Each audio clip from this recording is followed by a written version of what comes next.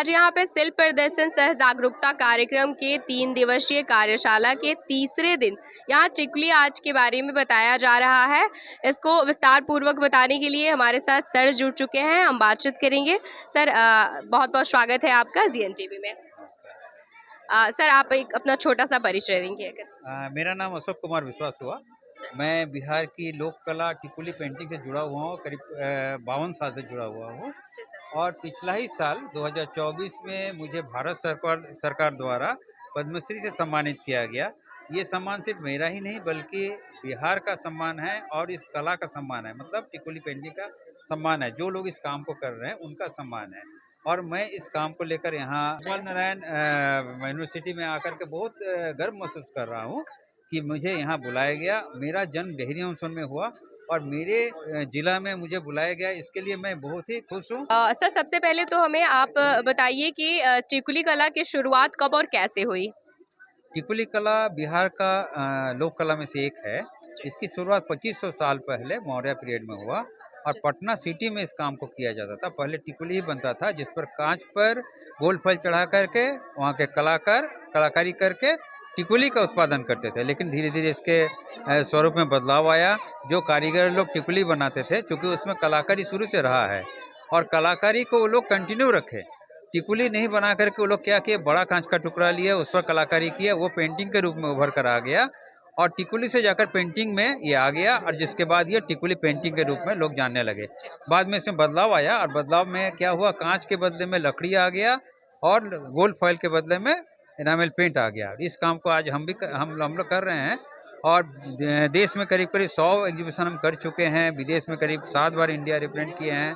और सबसे खास बात इस कला का है कि 1982 एशियाड में श्रीमती इंदिरा गांधी अपने हाथों से इस कला का चयन किया था, जिसमें जितने भी एथलीट आए थे इंडिया में, 5 एथलीट आए थे, सभी को इस कला का 4 पीस करके गिफ्ट किया गया। ये हमारे लिए बहुत गौरव का बात रहा है। सर हमें बताइए कि बिहार में खासकर किन किन क्षेत्रों में इस कला की लोकप्रियता ज़्यादा है? जैसे टिकुली कला पटना सिटी का ही है, शुरू से पटना सिटी का रहा है। 2500 साल पहले से ये काम होता आ रहा है पटना सिटी में और पटना के क्षेत्र में ही ये विकसित हो रहा है। जैसे पटना सिटी से लेकर के पटना प्रॉपर हो गया, उसके बाद दीघा, उसके बाद नासरीगंज, दानापुर, शाहपुर, खासपुर, शेरपुर, मनेर, यहाँ तक ये फैल गया है। करीब हजारों जो महिला है इस काम को कर रही हैं और मेरा एक एम है कि इस कला को जीवित करना है। और जीवित करने के लिए मेरा एक उद्देश्य था, एक सोच था कि अगर गरीब महिलाओं को, जिनके पास पैसा का अभाव है और जिनके पास पढ़ाई लिखाई नहीं है, उनको एम्प्लॉयमेंट कहीं नहीं मिलता, अगर उन लोगों को मोटिवेट करते हैं और उन लोगों के घर पर जाकर इस कला का फ्री ट्रेनिंग देते हैं तो ये कला जीवित हो पाएगा। और करीब करीब 8000 महिलाओं को इस 52 साल में हम सिखा चुके हैं। इसमें से बहुत सारे लोग ऐसे हैं जो कला से आमदनी कर रहे हैं, अपना घर चला रहे हैं। ये मेरे लिए बहुत गौरव का बात है। सर अगला सवाल मेरा ये होगा कि सर खासकर इस कला का महिला सशक्तिकरण और समाज पे क्या प्रभाव है? जो एक कला जो है, कला के द्वारा महिला सशक्तिकरण, ये बहुत अच्छा पहल रहा है। भारत सरकार का भी एक पहल रहा है कि कला के द्वारा जो भी हम चीज़ बनाएंगे, मेक इन इंडिया, तो जो भी चीज़ हम बनाएंगे घर में उसका उत्पादन होगा और उससे घर का ही सामान है और हमारे देश में उसी को गिफ्ट के रूप में दिया जाएगा। तो ये कला को बढ़ाने के लिए बहुत अच्छा पहल है सरकार का। और सबसे बड़ी बात है कि महिलाओं को ट्रेनिंग दिया जा रहा है। हमारे टिकुली पेंटिंग में 100% महिला ही हैं जो इस काम को कर रही हैं और हम बहुत गर्व महसूस करते हैं कि उन लोगों को सिखाने का मौका मुझे मिल रहा है, इस कला को आगे बढ़ाने का मौका मिल रहा है। और एक बड़ी बात यह है कि जैसे भारत सरकार का एक उद्देश्य है कि एक मिशन है कि 1 डिस्ट्रिक्ट 1 प्रोडक्ट, जिसमें क्या होता है कि हर डिस्ट्रिक्ट में कोई ना कोई खास प्रोडक्ट होता है, उसको आगे बढ़ाने के लिए भारत सरकार का एक स्कीम बना है जिसमें पटना को सिलेक्ट किया गया है टिकुली पेंटिंग के लिए। ये हमारे लिए बहुत गौरव का बात रहा है कि टिकुली पेंटिंग को ओडीओपी के लिए सिलेक्ट किया गया है और इस काम को आगे बढ़ाने के लिए भारत सरकार की तरफ से बहुत किस्म का हमको सहायता मिल रहा है, बहुत किस्म का गाइडेंस मिल रहा है। तो ये मेरे लिए बहुत गर्व का बात है कि इस कला को हम कर रहे हैं। और साथ साथ ये यूनिवर्सिटी में आकर के मुझे बहुत गर्व हो रहा है कि चूँकि डेहरी ऑनसोन मेरा बर्थ प्लेस है, वहाँ से कुछ किलोमीटर दूर में ही है। यहाँ पहला बार मेरी ज़िंदगी में इस तरह का प्रोग्राम में हम भाग ले रहे हैं और बहुत अच्छा लग रहा है यहाँ आकर के। अगर मुझे कहा जाता है कि बार-बार आइए तो मैं ज़रूर आऊँगा यहाँ, और यहाँ के लोगों को ट्रेनिंग देने में मैं गर्व महसूस करूँगा और बहुत उत्साहित सर हूँ यहाँ पे जो इस कला का 3 दिवसीय कार्यशाला हुआ, सर आपको क्या लगता है इस तरह के आयोजन से स्थानीय कला और संस्कृति को प्रोत्साहन मिलता है? ये बहुत ही अच्छा पहल है कि स्थानीय कला को आगे बढ़ाने के लिए साथ साथ इस तरह का प्रोग्राम ऑर्गेनाइज किया गया है। इस तरह का प्रोग्राम से क्या होता है कि लोगों में जागरूकता फैलती है, लोग कला के प्रति जागरूक होते हैं, साथ साथ इंटरेस्ट भी बढ़ता है। 3 दिन में लोगों का इंटरेस्ट कैसा है तो पता चल ही गया। कई 100 लोग आए और इस पेंटिंग के प्रति अपना उत्साह दिखाया और बहुत इंटरेस्ट के साथ इस काम को किए, तो बहुत अच्छा लगा यहाँ पर आकर के।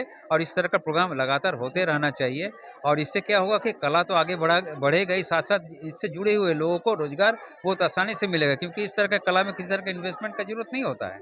अब बहुत आसानी से इनको सिखाया भी जा सकता है, घर में रहकर इस कला को काम को आगे बढ़ा सकते हैं। ये बहुत गौरव का बात है कि हम लोग इस काम को कर रहे हैं। सर अगर हम बात करें तो यहाँ पे 3 दिवसीय जो कार्यशाला हुआ इसमें आपने ऑब्जर्व किया होगा सर, आज के युवा का इस कला के प्रति क्या प्रोत्साहन है सर, क्या रुचि है?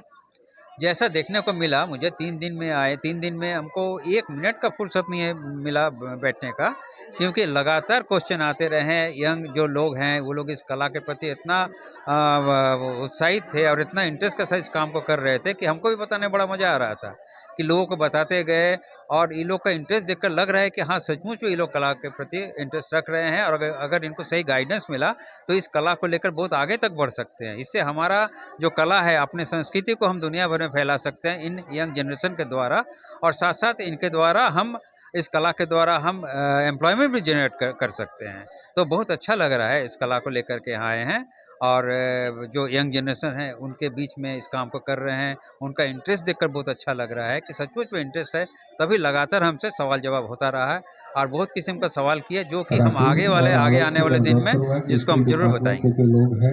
बहुत बहुत धन्यवाद सर आपका।